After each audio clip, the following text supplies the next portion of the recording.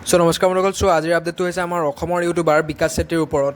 শেহতীয়াকৈ তেওঁ জুবিন ক্ষেত্ৰলৈ গৈছিল আৰু তাত থকা কিছুমান অলাগতিয়াল বস্তুৰ চাফ চিকুণ কৰি আছিল। তেওঁ এই সকলোবোৰ কাৰ্য তেওঁৰ YouTube channel I love travel and ফুডত আপলোড কৰিছিল আৰু এই কাৰ্যৰ পিছতে এজন লোকে তেওঁৰ ওপৰত এটা গুৰুত্বপূৰ্ণ অভিযোগ দাঙি ধৰে যে বিকাশ চেত্ৰীয়ে বোলে কণ্টেণ্টৰ কাৰণে বাহিৰৰ পৰা জাবৰ জোঁথৰ আনি ভিতৰত ভিডিঅ' বনাইছিল। এই সকলোবোৰ কথাৰ ওপৰত ৰিয়েক্ট কৰি বিকাশ চেত্ৰীয়ে এটা ভিডিঅ' আপলোড কৰে। তেওঁনো কি কৰিছিল আপোনালোকে এটা সৰু ক্লিপ চাই লওক।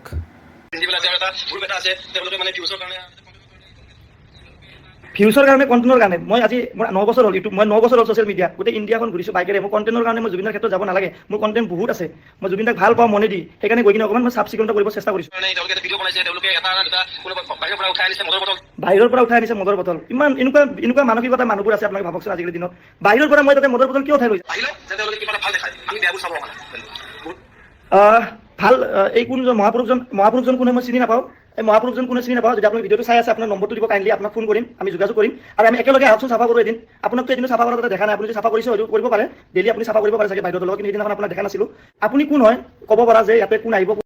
আপোনালোকে ইয়াৰ সন্দৰ্ভত কি ভাবে কমেণ্ট ছেকশ্যনত জনাব পাৰে। ধন্যবাদ। জয় অসম, জয় জুবিন দা, জাষ্টিছ ফৰ জুবিন দা।